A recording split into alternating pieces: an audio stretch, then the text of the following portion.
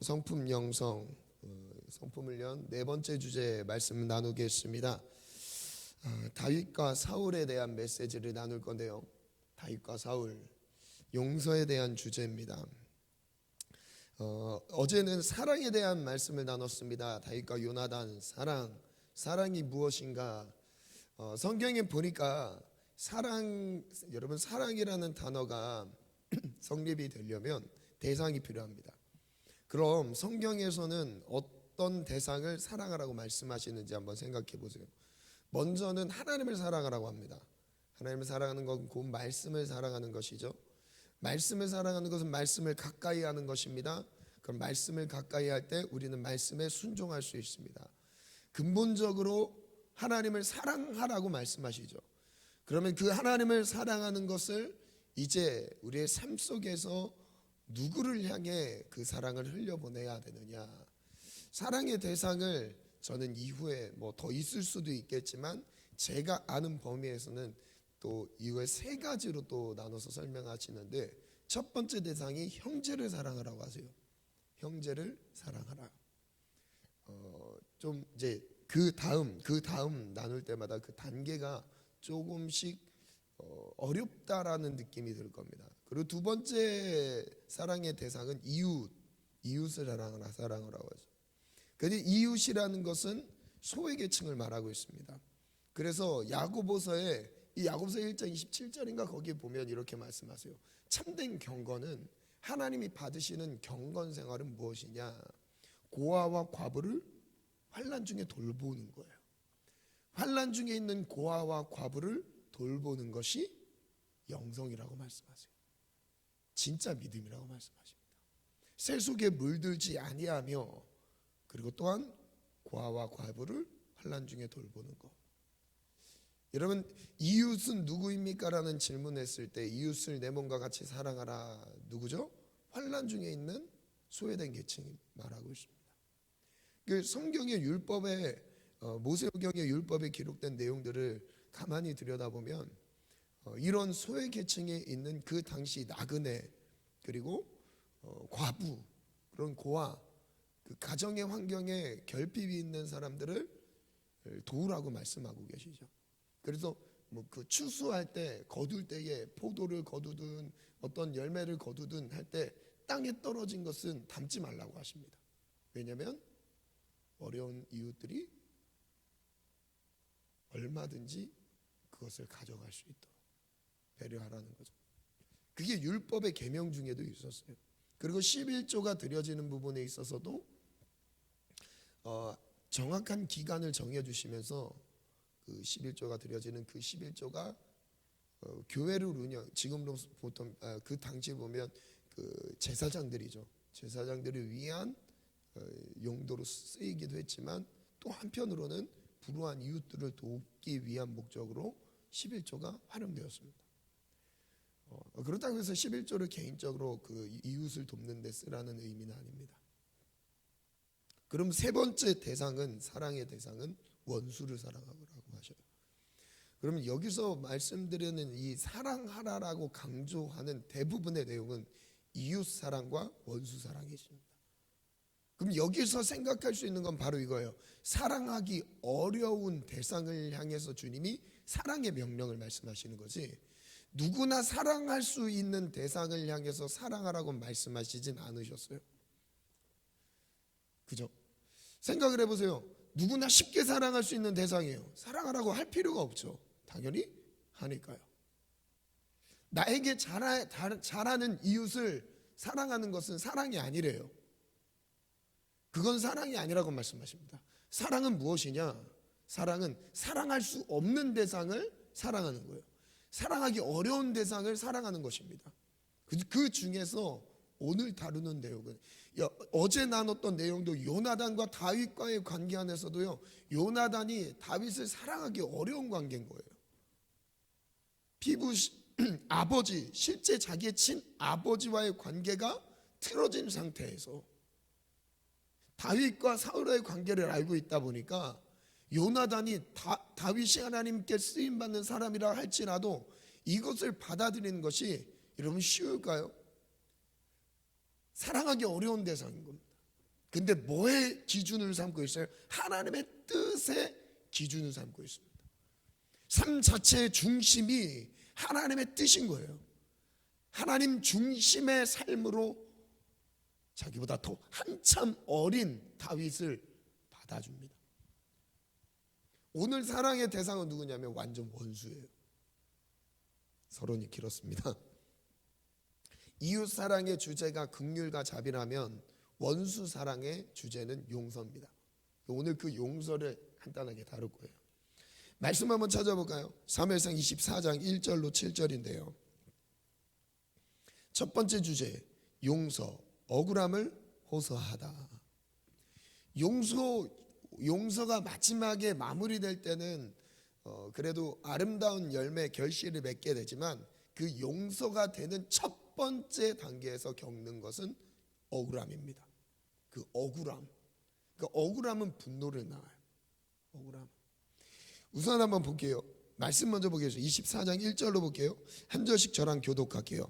사울이 블레셋 사람을 쫓다가 돌아오매 어떤 사람이 그에게 말하여 이르되 보소서 다윗이 엔게디 광야에 있더이다 하니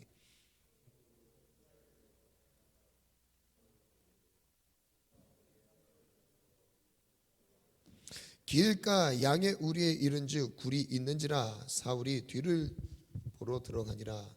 다윗과 그의 사람들이 그 굴 깊은 곳에 있더니 다윗의 사람들이 이르되 보소서 여호와께서 당신에게 이르시기를 내가 원수를 내 손에 넘기리니 내 생각에 좋을 대로 그에게 행하라 하시더니 이것이 그날이니이다 하니 다윗이 일어나서 사울의 겉옷자락을 가만히 베니라. 여러분 4절에 가만히 한번 들여다보세요. 다윗 주변에 있었던 사람들이 이런 얘기를 합니다. 하나님이 지금 다윗 당신의 손에 원수를 붙여주셨습니다. 넘겨주셨습니다. 원수를 내 손에 넘기리니 내 생각에 좋은 대로 그에게 행하라 하시더니 지금 그 기회입니다. 아주 절호의 기회입니다. 하나님이 넘겨주신 기회입니다. 여러분은 어떻게 생각하세요? 하나님이 주신 기회 같아요? 아니면 다른 생각이 있으십니까? 나중에 오늘 결론 부분을 나눌 때 얘기할게요. 5절 그리한 후에 사울의 옷자락 뱀으로 말미암아 다윗의 마음이 찔려 자기 사람들에게 이르되 내가 손을 들어 여호와의 기름 부음 받은 내 주를 치는 것은 여호와께서 금하시는 것이니 그는 여호와의 기름 부음을 받은 자가 됨이니라 하고 다윗이 이 말로 자기 사람들을 금하여 사울을 해하지 못하게 하니라. 사울이 일어나 굴에서 나가 자기 길을 가니라. 참 재밌는 장면입니다. 지금 상황은요 다윗에게 기회가 찾아왔어요. 자기를 죽이려고 하는 원수를 갚을 수 있는 기회가 찾아왔습니다. 나라면 어떻게 했을까요?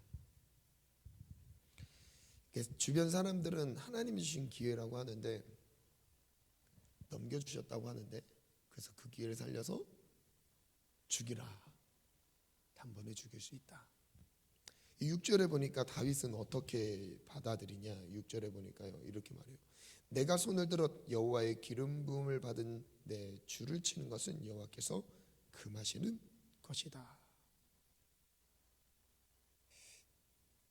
다윗이 이 장면에서 하나님께 모든 것을 맡겨놓은 것을 우리가 알 수 있죠.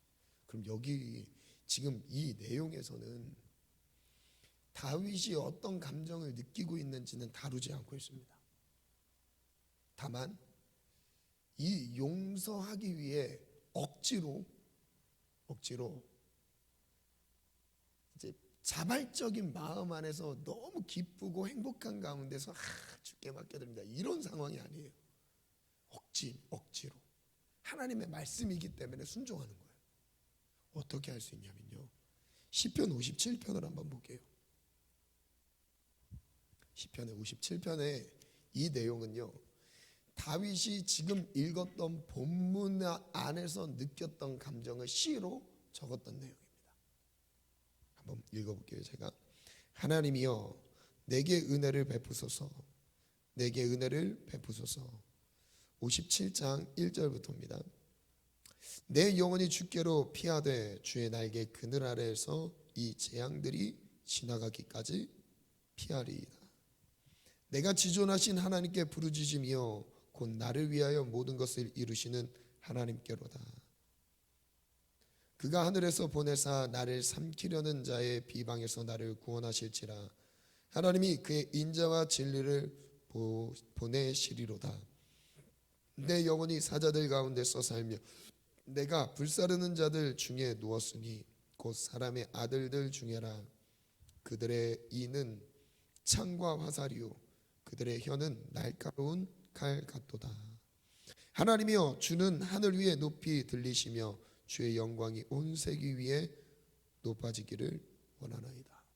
우선 여기까지 내용을 보면 다윗이 하나님을 찬양하는 내용을 지금 기록하고 있죠. 지금 이 57편의 파란색 시작하는 부분에서 이렇게 나오죠.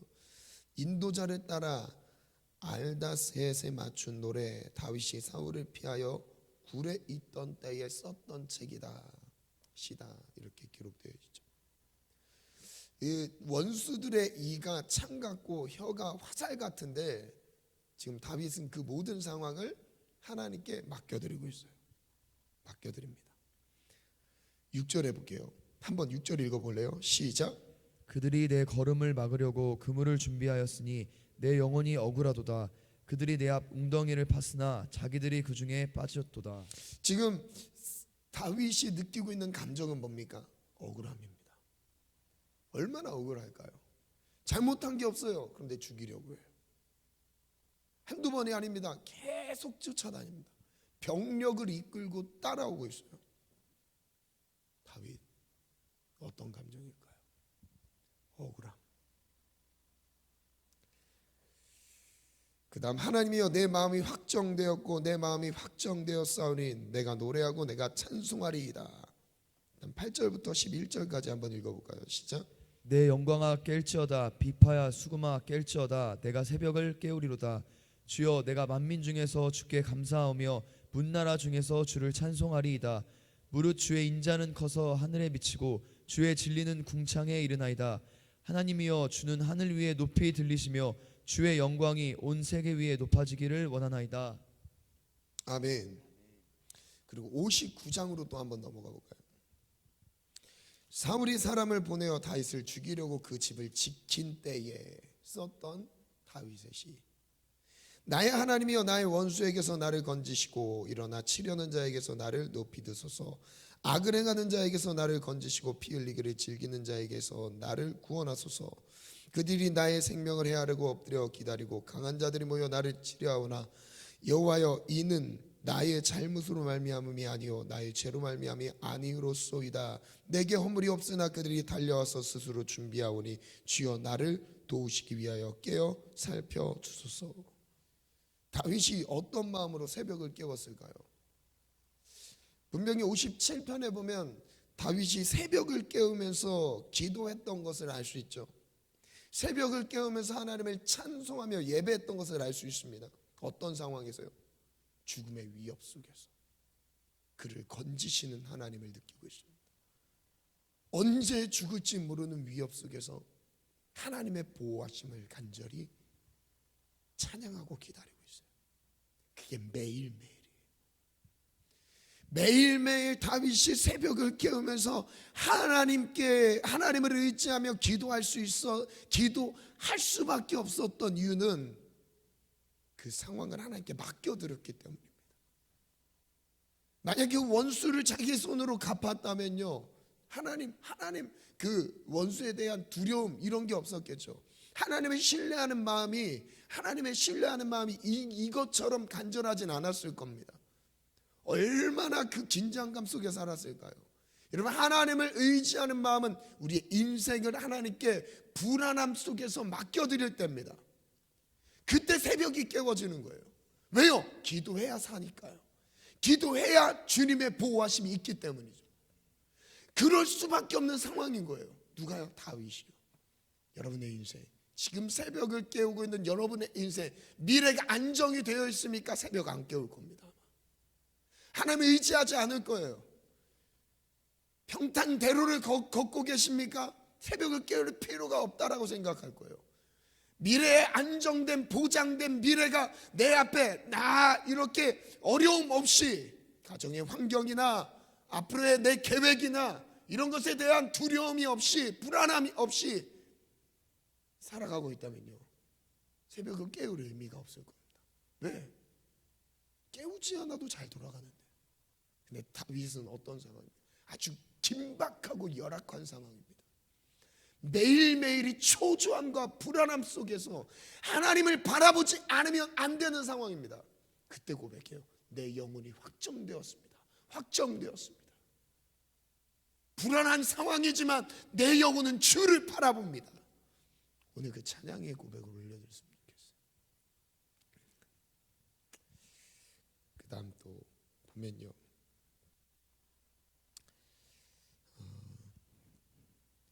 여러분 누가 복수할 것 같아요? 두 번째 주제로 그냥 바로 넘어갈게요. 용서. 두 번째 주제, 용서. 하나님께 맡겨드리다. 처음에는 억울함으로 호소하다 해서 이제 하나님께 맡겨드리는 장면입니다. 사무엘상 26장을 한번 볼게요. 26장 5절에서 12절인데요. 우리 같이 한번 읽겠습니다. 시작.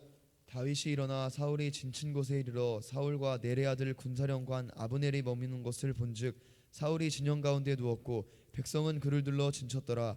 이에 다윗이 햇사람 아히멜렉과 수르야의 아들 요압의 아우 아비새에게 물어 이르되 누가 나와 더불어 진영에 내려가서 사울에게 이르겠느냐 하니 아비새가 이르되 내가 함께 가겠나이다. 다윗과 아비새가 밤에 그 백성에게 나아가 본즉 사울이 진영 가운데 누워 자고 창은 머리 곁 땅에 꽂혀 있고 아브넬과 백성들은 그를 둘러 누웠는지라. 아비새가 다윗에게 이르되 하나님이 오늘 당신의 원수를 당신의 손에 넘기셨나이다. 그러므로 청하오니 내가 창으로 그를 찔러서 단번에 땅에 꽂게 하소서.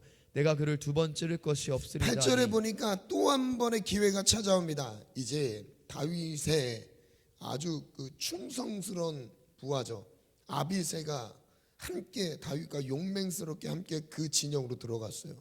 그런데 어떤 상황입니까? 당신의 원수를 당신의 손에 넘겼습니다. 이 고백을 할 만한 상황입니다.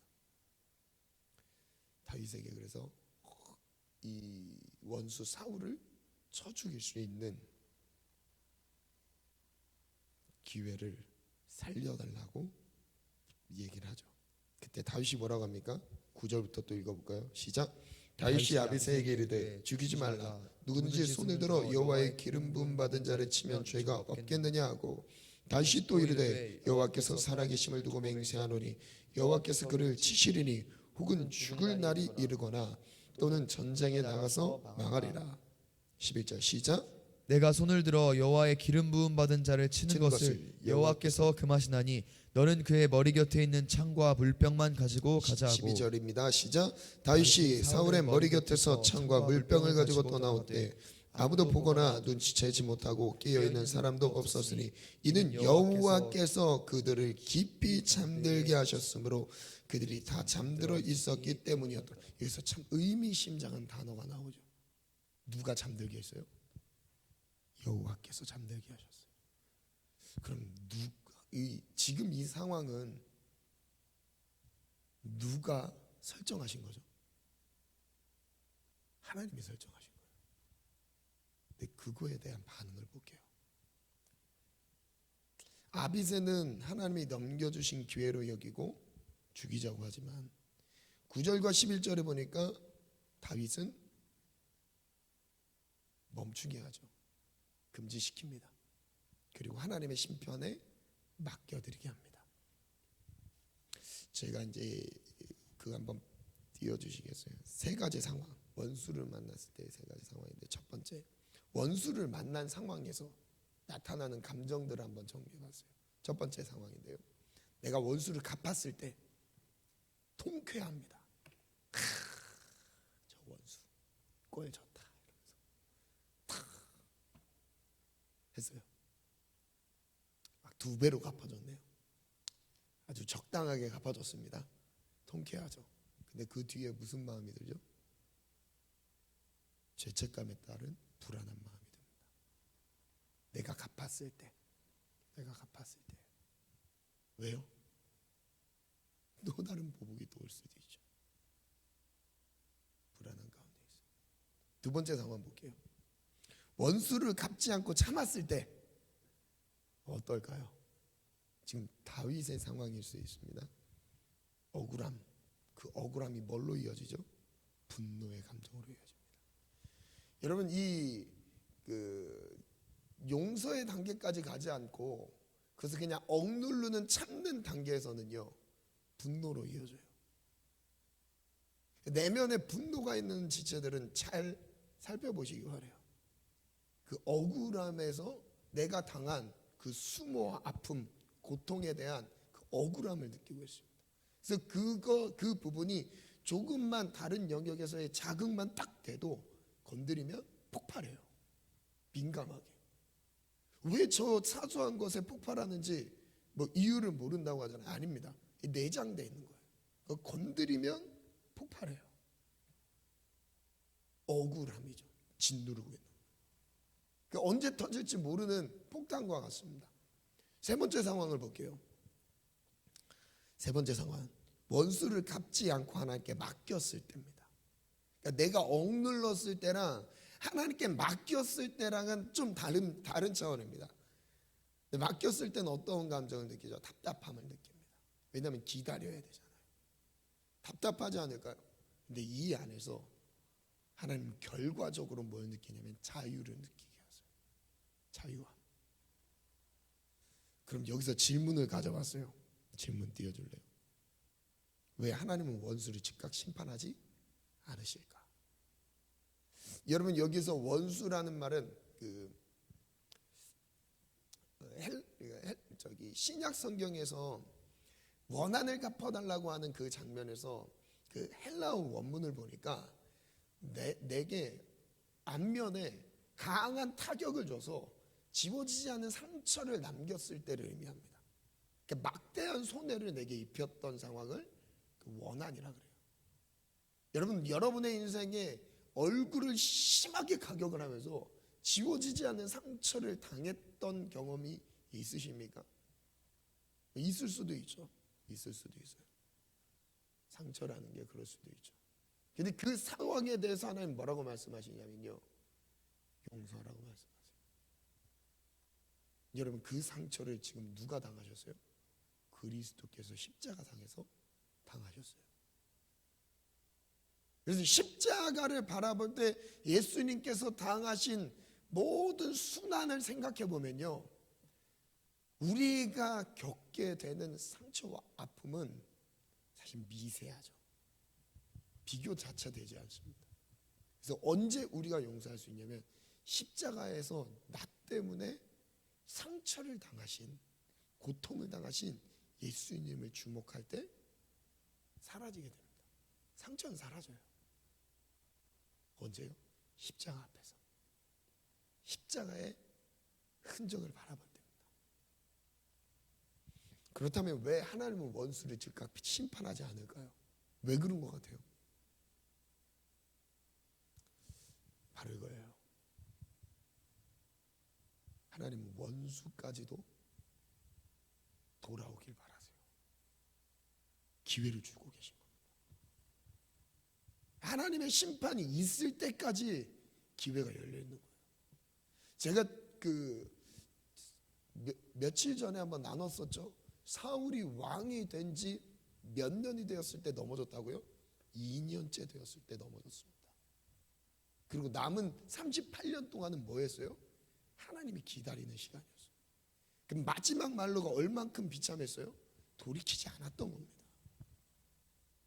하나님은 지금도 사울에게 계속 기회를 주시는 이유는 무엇이냐면요, 하나님이 사울도 얻기를 바라시는 겁니다. 근데 우리는 그것을 견디지 못해서 우리가 우리의 분노로 심판을 할 수 있어요. 여러분 복수는 누가 하는지 아십니까? 그 분노와 복수, 이건 누가 하냐면요, 자신이 하나님의 자리에 올라가 심판자가 되었을 때 분노합니다.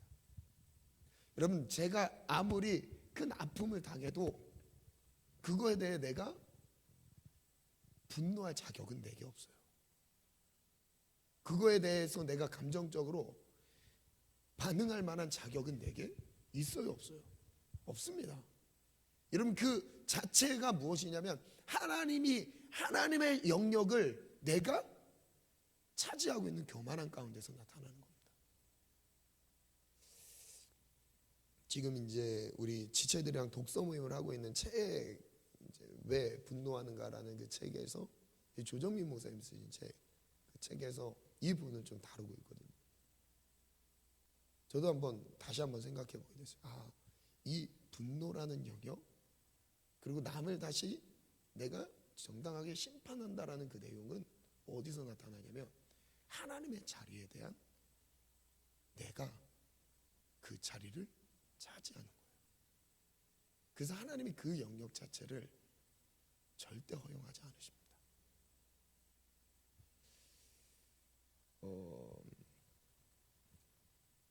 그리고 또한 여기서 이제 그 영혼까지 하나님이 원수까지 돌아오길 바라시면서 또 하나가 무엇이냐면 바로 이거예요. 그 아픔을 당하는 피해자에게는 어떤 은혜를 주시냐면 그걸 인내했을 때 이 땅에서의 고난과 비교할 수 없는 하늘의 상을 허락하세요. 그 고난을 견뎠을 때 이 땅에서도 하나님 보상이 있지만 그 이후에 하늘의 상이 비교할 수 없을 만큼 주어지는 거예요. 그러니까 하나님은 두 계다를 얻고자 하는 거예요. 두 계다. 뭐를 통해서요? 용서함을 통해서. 세 번째 주제 볼게요. 3. 용서. 생명을 소중히 여기다. 26장 21절부터 한번 보니까 21절부터 보니까 제가 읽어드릴게요. 사울이 이르되 내가 범죄하였도다. 내 아들을 다윗아 돌아오라. 내가 오늘 내 생명을 귀하게 여겼은즉 내가 다시는 너를 해하려 하지 아니하리라. 내가 어리석은 일을 하였으니 대단히 잘못되었도다 하는지라. 다윗이 대답하여 이르되 왕은 창을 보소서. 한 소년을 보내 가져가게 하소서. 여호와께서 사람에게 그의 공의와 신실을 따라 갚으시리니 이는 여호와께서 오늘 왕을 내 손에 넘기셨으되 나는 손을 들어 여호와의 기름 부음 받은 자를 치기를 원하지 아니하였음이니이다. 23절 띄워주세요. 여기 후반절에 보니까 뭐라고 말씀하시냐면 다윗에게 기회가 없었던 게 아닙니다. 누가 주셨던 거예요? 하나님이 주셨던 것도 다윗은 알고 있어요. 그런데 그 왕을 내 손에 넘겼다라는 것도 다윗이 알고 있습니다. 그런데 어떻게 해요? 그것을 하나님께 그냥 다시 맡겨드려요. 하나님도 놀라시지 않았을까요? 하나님도 놀라시지 않았을까요? 야, 너에게 기회를 줬는데 나를 그만큼 신뢰하고 있구나. 얼만큼 놀라셨을까요? 그 하나님과의 친밀함이 느껴지지 않습니까? 24절 한번 읽어볼까요? 이 핵심인데 시작.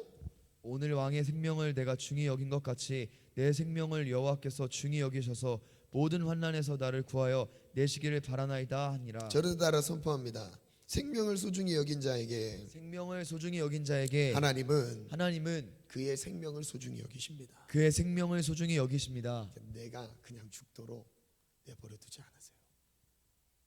보호하십니다. 그 생명 누가 주신 생명이에요? 원수의 생명? 하나님이 주신 생명인 거예요.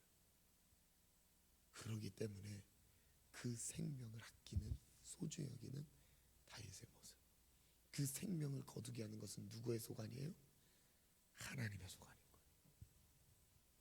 그렇기 때문에 다윗이 하나님께 그 많은 사랑을 받았던 겁니다. 그 찬양의 가사 중에서도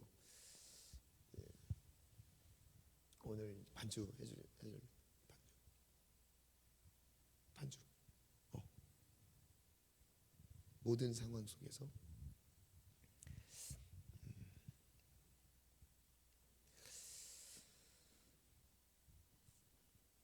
다윗이 원수 사울을 용서할 수 있었던 동기에 중요한 부분은 생명을 소중히 여기는 마음이 있었습니다. 원수의 생명까지도 하나님이 주신 생명이라는 고백입니다. 나는 원수의 생명에 대해 어떻게 여기고 있으십니까? 용서하고 안 하고의 선택은 우리에게 달린 건 아니고요. 우린 마땅히 해야 되는 거예요. 왜냐하면 용서받은 자이기 때문에. 오늘 왕의 생명을 내가 소중히 여긴 것 같이 내 생명을 여호와께서 중히 여기셔서 모든 환난에서 나를 구하여 내시기를 바랍니다. 다윗의 고백입니다. 용서하기 힘든 관계가 있다면 이 고백을 떠올려 봅시다. 생명을 소중히 여기는 것이 용서와 어떤 관계가 있다고 생각하십니까? 그 용서의 대상이 어떤 사람들은 함께 일하고 있는 동료들이 될 수 있고요. 과거의 어린 시절 나에게 잊지 못할 상처를 입힌 대상이 될 수도 있고요.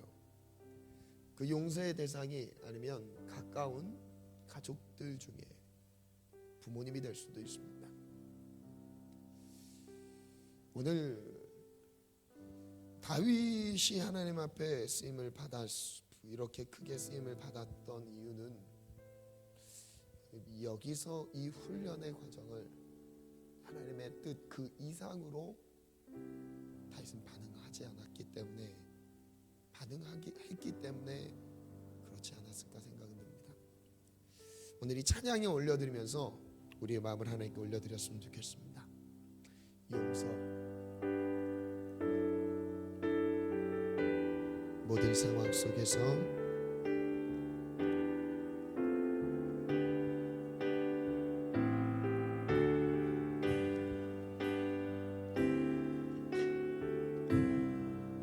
모든 상황 속에서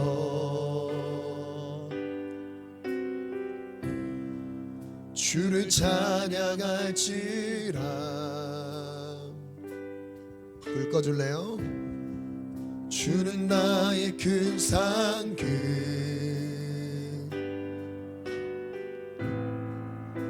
큰 도움이시라. 주의 얼굴 구할 때, 주의 얼굴 구할 때,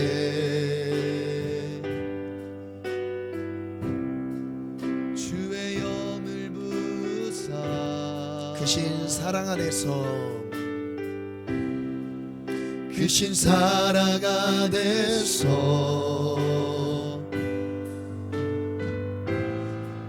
주를 보게 하소서. 우리 다시 한번 고백할게요. 모든 상황 속에서, 모든 상황 속에서 우리가 원수로부터 많은 아픔과 고통 중에 있을 때라도 하나님을 찬양하는 다윗의 그 마음의 중심을 따라 우리도 한번 그 마음을 본받아 찬양하기 원합니다. 큰 도움이시라. 주의 얼굴 구할 때, 주의 얼굴 구할 때, 주의 영을 부사. 아멘. 크신 사랑 안에서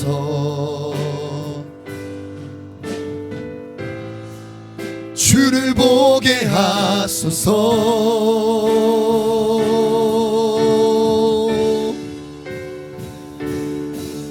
내 영혼이 확정되어 싸우니 믿음에 눈들어 주를 바라봅니다.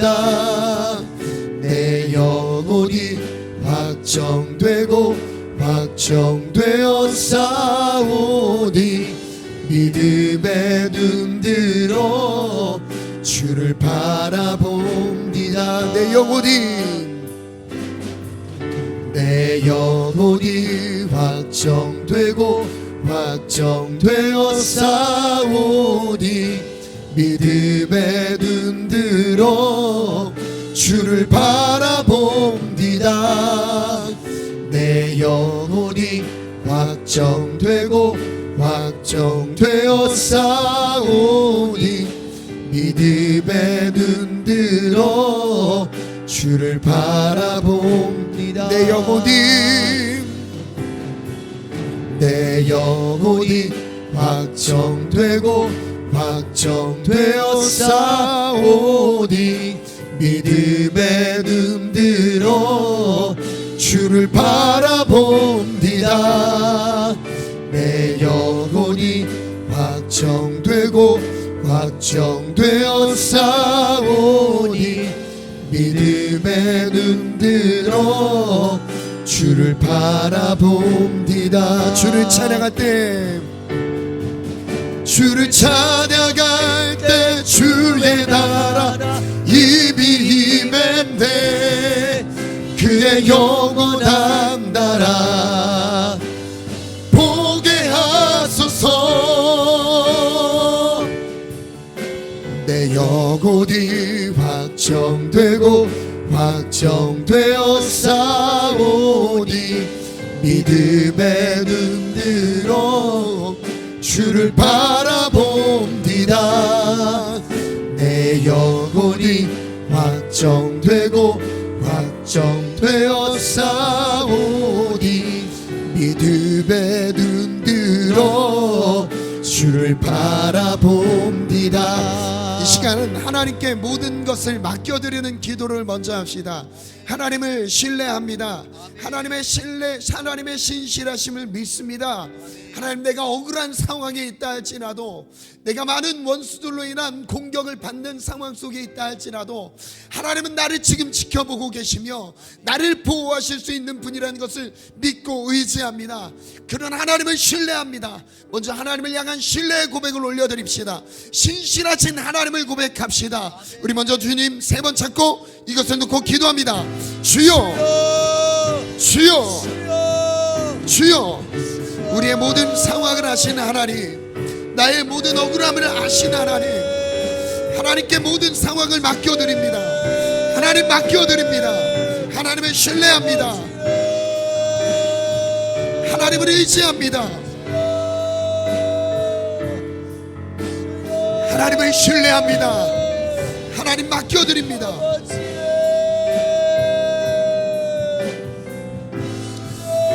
아버지요, 하나님 맡겨드립니다. 하나님을 의지합니다. 하나님 맡겨드립니다. 아버지,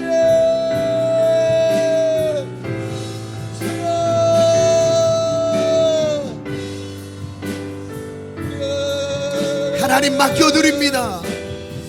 하나님 맡겨드립니다. 주님을 의지합니다.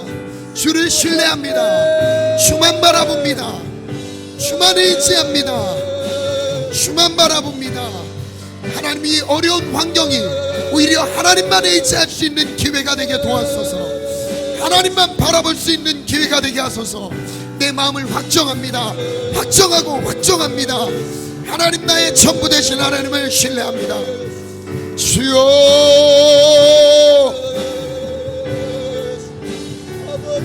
모든 환난 중에서 나를 구하시는 하나님, 나를 지키시는 하나님, 하나님,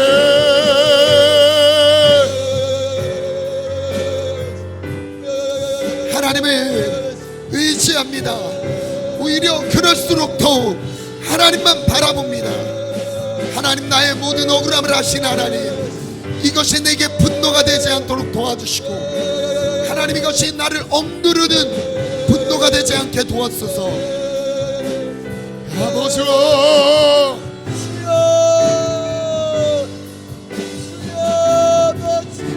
내 영혼이 확정되고 확정되어 싸우니 믿음의 눈 들어 주를 바라봅니다. 내 영혼이 확정되고 확정되어 싸우니 믿음의 눈 들어 주를 바라봅니다. 내 영혼이 확정되고 확정되고 확정되었사오니 믿음의 눈들어 주를 바라봅니다. 내 영혼이 확정되고 확정되었사오니 믿음의 눈들어 주를 바라봅니다. 내 영혼이 확정되고 확정되었사오니 믿음의 눈들어 주를 바라봅니다. 내 영혼이 확정되고 확정되었사오니 믿음의 눈들어 주를 바라봅니다. 우리 다시 한번 기도하겠습니다. 다윗에게는 원수를 그대로 갚지 않는 그런 억울함 속에서도 분노로 이어지지 않았던 비결이 있었습니다. 그것은 하나님께 맡겨드리는 믿음이었습니다.